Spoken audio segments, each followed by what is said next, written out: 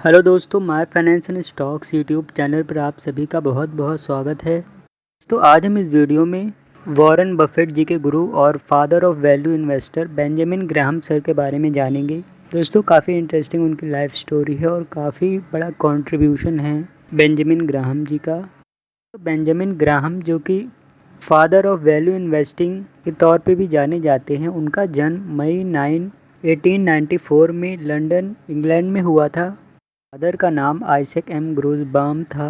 माता जी का नाम डोरा ग्रूसबाम था। फादर चाइना डिसीज़ के डीलर थे। दोस्तों, उनकी फैमिली 1895 में सिटी में शिफ्ट हो गई।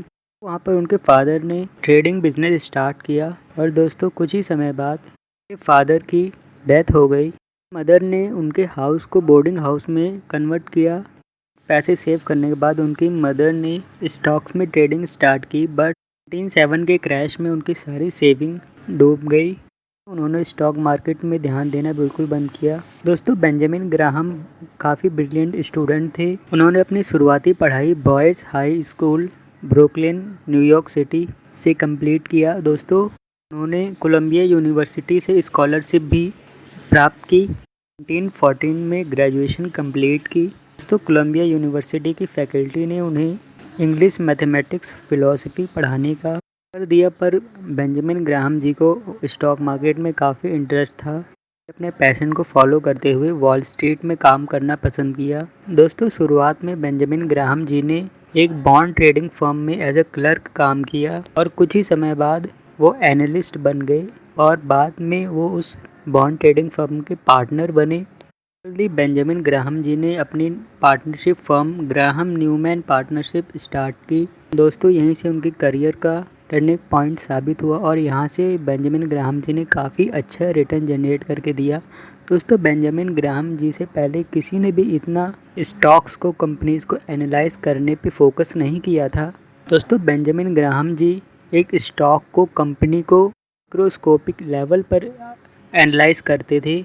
दोस्तों, 1919 में स्पेनिश के कारण मार्केट काफ़ी डाउन हुए थे, बट दोस्तों बेंजामिन ग्राहम ने आउटर परफॉर्म किया, 250% का रिटर्न जनरेट किया अपनी फर्स्ट इन्वेस्टमेंट में, जो कि थी सेल्वोट टायर, जो कि एक आईपीओ आया था ऑटोमेटिव बिजनेस का।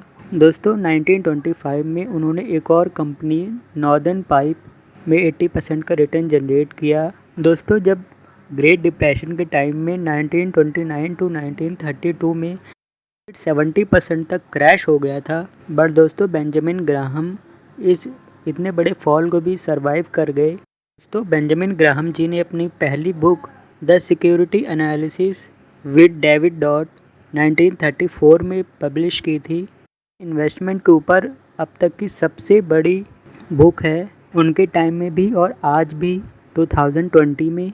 दोस्तों, सिक्योरिटी एनालिसिस के प्रिंसिपल्स काफ़ी यूज़फुल उस टाइम में भी थे और आज के टाइम में भी हैं। दोस्तों, बेंजामिन ग्राहम जी वो पहले व्यक्ति हैं जिन्होंने इन्वेस्टमेंट और स्पेकुलेशन को एक डेफिनेशन दी थी। दोस्तों, अगर आपने बेंजामिन ग्राहम जी की बुक द इंटेलिजेंट इन्वेस्टर या सिक्योरिटी एनालिसिस पढ़ी है, तो आपने बेंजामिन ग्राहम सर की वो डेफिनेशन ज़रूर पता होगी। दोस्तों, बेंजामिन ग्राहम जी ने इन्वेस्टमेंट के ऊपर एक डेफिनेशन दी थी, an investment operation is one which upon thorough analysis promise of safety of principal and an adequate return. Operations not meeting this requirement are speculation.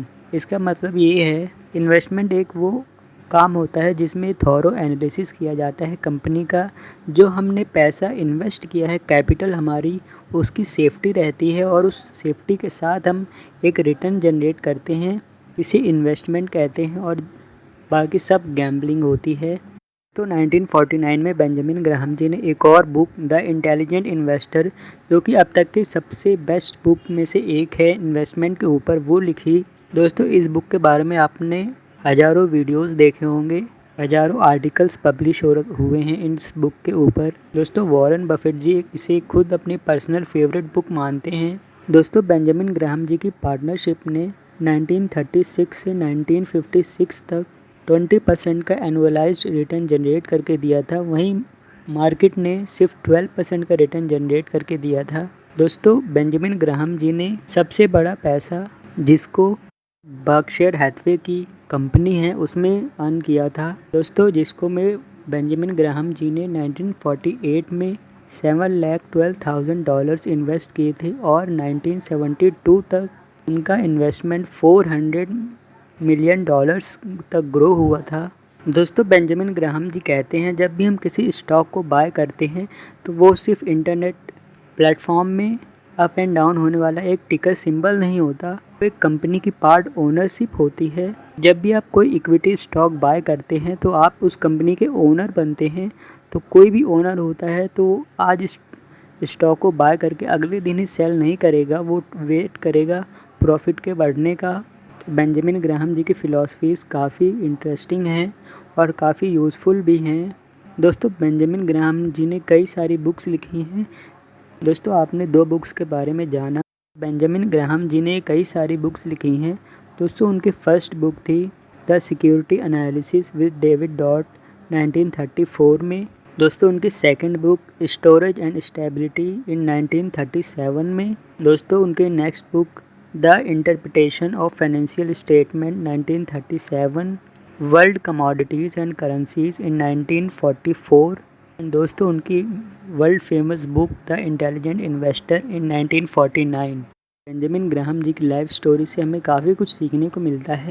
तो आपको ये वीडियो अच्छा लगा तो आप इस वीडियो को लाइक कर सकते हैं। आपका कोई भी सवाल है इस वीडियो से रिलेटेड या आप कोई टॉपिक्स सजेस्ट करना चाहते हैं तो आप इस वीडियो के कमेंट बॉक्स में बता सकते हैं। रिसेंटली हमने अपना इंस्टाग्राम पेज बनाया है, आप चाहें तो उसको भी फॉलो कर सकते हैं the my finance and stocks, और वहाँ पर अपने क्वेश्चन सजेशंस पूछ सकते हैं, बता सकते हैं। दोस्तों आपको हमारा काम पसंद आता है तो आप इस वीडियो को लाइक कर सकते हैं, हमारे चैनल को सब्सक्राइब कर सकते हैं और साथ ही बेल आइकन भी दबा सकते हैं हमारी आने वाली सभी वीडियोस का नोटिफिकेशन पाने के लिए और हमारे चैनल के साथ हमेशा जुड़े रहने के लिए। दोस्तों मैं मिलता हूँ आपसे अगली वीडियो में, तब तक के लिए आप खुश रहिए, सीखते रहिए और देखते रहिए हमारे वीडियोस को। थैंक यू, जय हिंद।